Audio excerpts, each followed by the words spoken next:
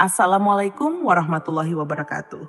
Sebuah kisah nyata dari Pulau Dewata, ketika ribuan warga Bali bersatu bukan dengan amarah, tapi dengan adat, budaya, dan kecerdasan digital untuk menolak ormas yang coba mengacak-acak tanah leluhur mereka. Inilah perlawanan damai yang mengguncang Indonesia. Ribuan warga Bali kompak menolak ormas Grip Jaya dan mengusirnya. Matahari belum sepenuhnya naik ketika suara genderang mulai terdengar dari arah Balai Banjar. Warga desa adat Sading Badung mulai berkumpul. Laki-laki, perempuan, anak-anak, hingga para lansia, semuanya meninggalkan aktivitas pagi mereka demi satu tujuan, menyuarakan suara hati. Sudah beberapa hari ini warga Bali, khususnya di beberapa desa adat, dibuat resah oleh kehadiran sekelompok orang yang mengatasnamakan organisasi masyarakat Grip Jaya. Mereka datang, mengenakan seragam loreng dengan gaya bak pendekar, dan mulai melakukan aktivitas yang dinilai mengganggu ketertiban masyarakat. Mulai dari mengadakan kegiatan tanpa izin desa adat, memaksa warga mengikuti acara mereka, hingga menduduki beberapa lahan tanpa seizin pemiliknya. Pada awalnya, warga hanya menganggapnya sebagai tamu. Namun lama-kelamaan, sikap mereka mulai menunjukkan niat yang tidak bersahabat. Ini bukan soal kita tidak ramah, kata Pak Ketut Wira, seorang tokoh adat yang disegani. Tapi kita punya aturan, kita punya adat, dan mereka tidak menghargai itu. Puncaknya terjadi pada malam galungan, ketika sekelompok anggota ormas tersebut memaksa memasuki pura tempat warga sedang melakukan persembahyangan. Mereka berdalih ingin ikut menjaga keamanan, padahal tidak ada satupun permintaan bantuan dari desa adat. Ketegangan pun terjadi. Beberapa warga sempat bersitegang, namun untungnya tidak terjadi kekerasan malam itu. Keesokan harinya, semua pecalang desa dari berbagai wilayah di Bali berkumpul di lapangan Puputan Renon dan Pasar. Bukan untuk unjuk kekuatan, tapi untuk menyampaikan sikap. Dalam waktu singkat, berita ini menyebar ke seluruh penjuru Bali. Ribuan warga mulai turun, bukan dengan marah, tapi dengan tertib dan penuh keyakinan. Mereka membawa bendera Bali, mengenakan pakaian adat, dan memegang plakat bertuliskan, Bali milik kita, bukan tempat kekuasaan. Ibu Komang, seorang ibu rumah tangga dari Gianyar, ikut hadir sambil menggandeng anaknya. Saya tidak mau anak saya tumbuh dalam ketakutan karena ormas-ormas semacam ini. Bali punya cara hidup sendiri dan itu harus dijaga, katanya tegas. Di tengah keramaian, suara gamelan tradisional terus mengiringi. Ini bukan demonstrasi biasa. Ini adalah pernyataan budaya. Bali bukan hanya soal tempat wisata atau pantai indah. Bali adalah jiwa, adalah adat, dan adalah rasa saling hormat. Para tokoh adat naik ke panggung satu persatu. Dengan bahasa yang santun namun tegas, mereka menyampaikan pesan yang sama. Grip Jaya tidak diterima di tanah Bali karena tidak menghargai adat dan budaya. Kami tidak anti orang luar, tapi kami menolak mereka yang tidak tahu cara menghormati. Ujar Jero Mangkupasek, seorang pemuka agama dari Karangasem. Setelah itu, ribuan warga bergerak ke tempat-tempat yang selama ini dijadikan markas oleh ormas tersebut. Mereka datang dengan damai, meminta mereka untuk segera pergi. Beberapa anggota ormas mencoba bernegosiasi, namun warga tetap bersikuku. Akhirnya dengan dikawal aparat dan pecalang, ormas Grip Jaya pun memilih meninggalkan Bali. Yang membuat semua pihak terkejut adalah bagaimana peristiwa ini terjadi tanpa kekerasan. Tidak ada satupun insiden yang mencoreng nama Bali. Semua dilakukan dengan tertib, penuh sopan santun, namun jelas dan tidak bisa ditawar. Bahkan, beberapa video aksi damai ini viral di media sosial dan menuai pujian. Banyak netizen mengatakan, beginilah cara Bali menunjukkan ketegasan tanpa harus berteriak. Hari itu, Bali menunjukkan bahwa kekuatan sejati bukan berasal dari otot atau senjata, tapi dari persatuan dan harga diri budaya. Ribuan warga tidak perlu diorganisasi oleh politikus atau tokoh nasional. Mereka bergerak sendiri karena mereka tahu, jika bukan mereka yang menjaga tanahnya, siapa lagi? Beberapa hari setelah kejadian itu, situasi Bali kembali tenang. Tapi semangat yang lahir dari peristiwa itu terus menyala. Di banyak desa, pemuda-pemuda mulai belajar kembali tentang adat. Sekolah-sekolah mulai mengajarkan pentingnya kearifan lokal dan gotong royong. Bahkan, di media sosial, banyak komunitas mulai mengangkat isu pelestarian adat Bali secara kreatif dan menarik bagi generasi muda. Pak Gede Wicaksana, seorang guru SMA di Singaraja, mengungkapkan, peristiwa ini adalah pengingat. Kita tidak boleh lengah. Bali harus dijaga oleh semua orang, bukan hanya oleh pecalang atau pemangku adat. Anak-anak kita juga harus tahu bahwa tanah ini punya harga diri. Sementara itu, pemerintah daerah juga bergerak cepat. Peraturan daerah mengenai izin aktivitas organisasi masyarakat diperketat. Setiap ormas luar yang masuk ke Bali kini diwajibkan memahami dan mengikuti hukum adat setempat. Pelatihan budaya pun diberikan kepada mereka yang ingin beraktivitas di Bali agar tidak terjadi kesalahpahaman di kemudian hari.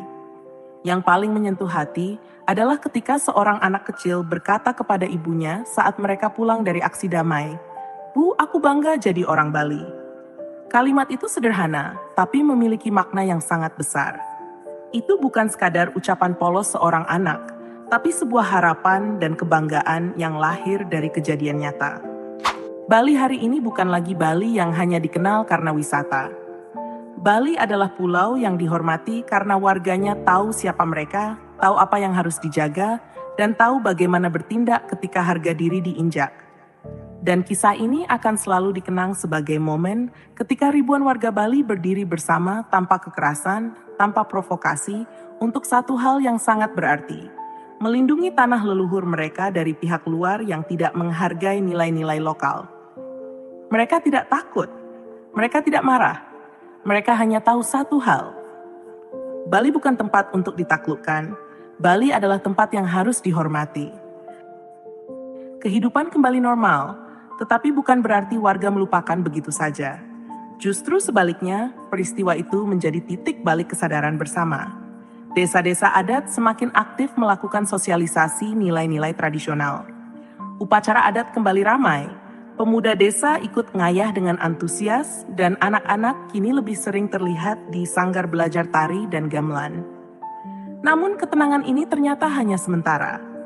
Suatu malam, di desa Penglipuran yang terkenal tenang dan rapi, seorang pemuda bernama Dewa Antara mendapati sekelompok orang asing sedang berdiskusi di sudut balai desa.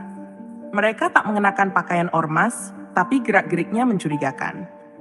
Dewa mengintip dari balik pohon Kamboja sambil menyalakan ponsel untuk merekam. Pembicaraan mereka jelas, ingin membentuk kelompok baru, bukan lagi dengan nama Grip Jaya, tapi dengan pendekatan yang lebih halus, melalui investasi dan kemitraan sosial. Pagi harinya, Dewa langsung melapor ke klien adat. Dalam waktu singkat, berita ini menyebar ke komunitas adat lainnya. Kali ini, warga tidak ingin terlambat bertindak. Namun, mereka juga tidak ingin dicap sebagai penolak investasi atau kemajuan. Bali harus maju, tapi tidak kehilangan jati diri. Para tokoh adat pun berkumpul di Ubud dalam sebuah pertemuan tertutup. Di sana lahirlah gagasan baru, membentuk Dewan Adat Digital Bali, sebuah platform berbasis teknologi yang bertugas mengawasi aktivitas pihak luar secara transparan.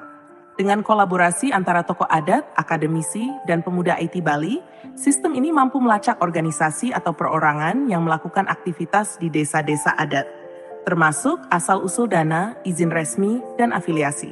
Proyek ini diberi nama Satya Loka, yang berarti kebenaran tanah.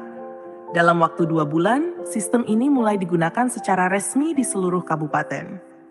Dan benar saja, dari laporan Satya Loka, ditemukan 5 kelompok baru yang punya jejak digital dengan Grip Jaya. Mereka mencoba masuk ke desa melalui jalur pendidikan, pertanian, bahkan spiritual palsu. Namun kali ini, mereka tidak bisa bersembunyi. Dengan bukti di tangan, para klien desa bersama pecalang mendatangi kelompok-kelompok itu, bukan dengan kemarahan, tetapi dengan dokumen dan rekaman digital. Kami tidak menolak kalian, tapi kalian tidak jujur. Dan Bali tidak menerima kebohongan, kata Pak Ketut Wira yang kembali memimpin delegasi. Beberapa dari kelompok itu memilih mundur. Beberapa lainnya mencoba melawan secara hukum.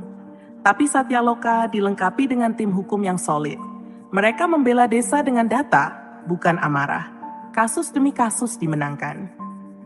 Bali bukan lagi pulau yang mudah ditaklukkan dengan seragam dan slogan. Sementara itu, Dewa Antara yang dulu hanya pemuda desa biasa, kini menjadi koordinator bidang keamanan digital adat. Ia sering diundang ke berbagai kampus untuk membicarakan bagaimana kearifan lokal bisa hidup berdampingan dengan teknologi. Salah satu momen paling mengharukan terjadi ketika Dewa diundang ke Istana Presiden untuk menerima penghargaan nasional atas kontribusinya menjaga ketahanan budaya daerah. Di hadapan pejabat tinggi negara, Dewa hanya berkata singkat, "Kami tidak anti orang luar. Kami hanya ingin siapapun yang datang ke tanah kami, datang dengan hati, bukan ambisi." Kisah Bali ini akhirnya menjadi studi internasional. Banyak daerah lain di Indonesia, bahkan luar negeri datang belajar bagaimana menjaga tradisi tanpa menolak modernitas, dan bagaimana menolak dominasi tanpa kekerasan. Akhir kisah, malam itu di sebuah pura kecil di Amed, denting gamelan mengiringi doa-doa warga yang berkumpul dalam upacara syukur. Dewa, Pak Ketut Wira, Ibu Komang, dan Pak Gede Wicaksana duduk bersila berdampingan. Di antara mereka, anak-anak kecil menari dengan senyum cerah, tak tahu betapa berat perjuangan yang sudah dilalui para orang dewasa. Dari kejauhan, langit malam Bali terlihat bersih, bulan menggantung damai. Pak Ketut menoleh ke Dewa. Sekarang kita tahu, menjaga Bali bukan cuma soal adat, tapi juga kecerdasan dan kebersamaan. Dewa mengangguk. Ia menatap ke arah laut lalu berkata pelan, "Bali tidak bisa dimiliki, tapi bisa dicintai. Dan siapapun yang benar-benar mencintai Bali akan menjaganya, bukan menguasainya." Dan di sanalah kisah ini berakhir. Bukan dengan peperangan, bukan dengan sorak kemenangan, tapi dengan ketenangan. Karena ketika adat berdiri bersama kebenaran, tidak ada kekuatan luar yang bisa menggoyangnya. Bali telah bicara, bukan dengan teriakan, tapi dengan kearifan. Ketika adat bersatu dengan teknologi dan hati yang tulus, tak ada kekuatan luar yang bisa merusak. Karena Bali bukan hanya tanah, tapi jiwa yang dijaga bersama. Dan ini baru permulaan. Wassalamualaikum warahmatullahi wabarakatuh.